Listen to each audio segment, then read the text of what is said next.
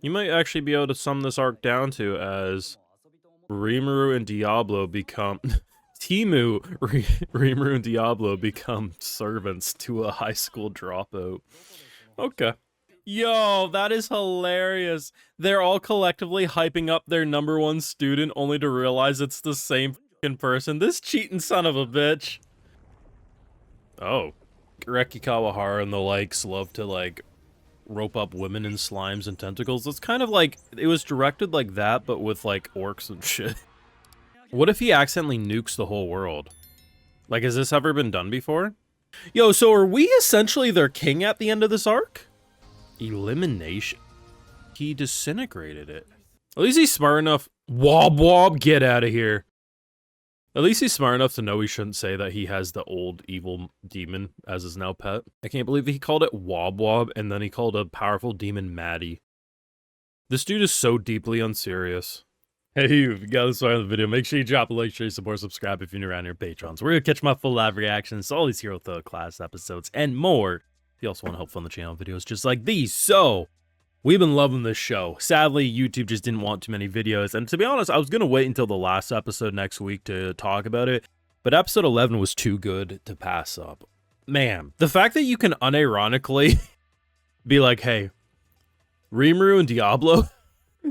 Temu, Rimuru, and Diablo pretty much become pets or servants to a high school dropout.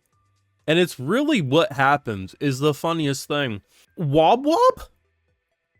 You called that slime Wob Wob? And no matter how many times this little dumb bastard says my name's not Maddie, he keeps calling him Maddie because what is he gonna do? Try to defeat you? Come on now. This dude's essentially the Antichrist. Bro is literally out here speedrunning arcs I didn't even know was possible to speedrun. So, his parents, his mother is like this sword god, his father is this mage god. Apparently his dad did the same thing that he just did in this, where he went to this school a couple episodes back, and he's already dropped out because they can't teach him anything, because he essentially has learned everything. Because in order to be some mage lord, you have to master all the magics, and that's exactly what he does. And holy hell, watching him deal with a situation where essentially this dude here, who becomes a ghost at the end because he dies, was getting fed up because none of the other classes, or the headmasters of the classes, wanted to take the black classroom seriously. Why does it need more funding and no one even enrolls? And he does some experimentation and a giant slime monster attacks the city, right? So we defeat that, and of course, because he was absorbed into it, he dies. But it's okay, the black arts, I guess, Ghost Headmaster works just fine.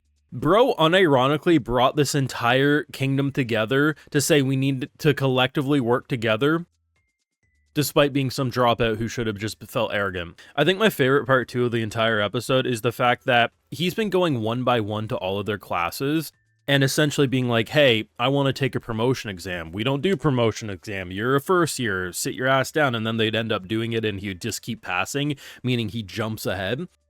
The fact that they're all collectively hyping up their, like, new Power Star student and then they all realize it's the same fucking person is the funniest realization, because they have no idea. And also, it's really funny because they've all been striving to be like this #1 mage, and it turns out the only way for them to do it is to master all the arts, so now they have to work together. The show, at its core, is pretty stupid, and that's not even an insult. At the end of the day, this man was supposed to be a big bad, and he immediately turned him into a familiar. And, like, if you think of something like, I don't know, Ranking of Kings, or even reincarnated as the 7th Prince, those things where, like, something demon starts as a demon, I'll just wait my time and I'll get my revenge, and then it's like, actually, I kind of like him. In this case, I don't even think Maddie's ever gonna like him. He just knows he's never gonna be able to do jack shit because Temu Diablo really doesn't have a lot of room for wiggling there in terms of, well, maybe if I do that. No, he just has to do whatever his master says. Also, he keeps squishing him, which is hilarious. It's also really funny, too, because all these kids who have been, like, tagging along with him are like, you need to stay here. We got so much to learn from you. And he's like, nah, I'm good. But maybe I'll Bro literally looked at them and said, if I'm in the neighborhood, I'll stop by. And they all collectively were like, oh my god, thank you. He's never gonna show up again. Like we do realize that, right? He's like a father saying, I just gotta run to the store real quick. I gotta get some new cigarettes. Bro, it's been 10 years. He ain't coming back. Keep in mind, too, this is a man who dead ass, like, started acting like he liked this one woman, and his family was like, man, we're so happy you're here, everything's great, and then he upped and left, and we've done time skip. It's been a decent amount of time. I don't remember exactly how long, but it's been a healthy length time skip.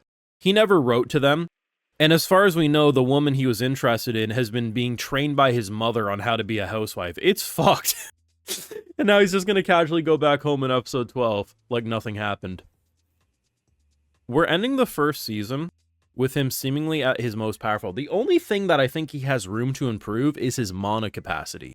Because at the end of this fight, right, what ends up happening is he's using all the magics at once, and he doesn't have the mana to do it, so it was going to fail. And then the collective town all funnels their power into him, which allows him to essentially launch disintegration.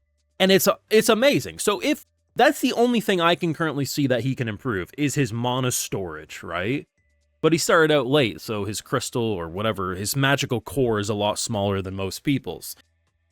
Where do you go? Like, you could argue, well, in One Punch Man, Saitama can always defeat things with one punch, but they still manage. And sure. But what is going to entertain this guy? I guess he goes adventuring, and he just one punches his way through everything? I don't know. But this show was amazing. Like, in a way, looking at how he operates as a character, you would assume he would be closer to a Cry, kind of like Let This Grieving Soul Retire, where he just wants to kick back and relax, doesn't take things too seriously. And instead, he doesn't take things too seriously because even if something is new to him and actually pushes him back, he immediately adjusts and absorbs it. Like, the whole thing about this latest arc was that it was a slime that absorbed anything that it touched. And that's kind of what he is. So it's kind of poetic to end the show on its big arc, where a thing that was going to destroy the town, that anything it touches or interacts with, it absorbs and takes in. That's what this fucking bozo did, but unironically saved an entire town and brought them together to the point, because his dad, when he left, they were just upset that they didn't have a mage lord. This time, they're like, hey, at least we can potentially raise a mage lord, because we know how to do it now. Like, what the fuck? I don't know, man. This show has been an absolute riot. It's a shame it didn't get more popular on my channel. I get it to a degree. You don't think it's going to be much, but this show honestly punched above its weight more than most shows airing this season, and unironically became pretty freaking good, and I'd argue this episode was pretty freaking great. Your thoughts, though, down below. Make sure you drop a like, share your support, subscribe if you're new around here. Patreon is where you're going to catch all my reactions to these episodes and more. If you also want to help fund the channel and videos just like these, which is why I love to give video shoutouts to my patrons who make it all possible. So today we got Ash Means, Sage Bastion, Jackson, Diz, Kevin Video Games and More, wonderful name, Brenda Lee, Tosho Mamoru, and we also have Mark Jr. So I appreciate the support. Please take care. You'll have a good one.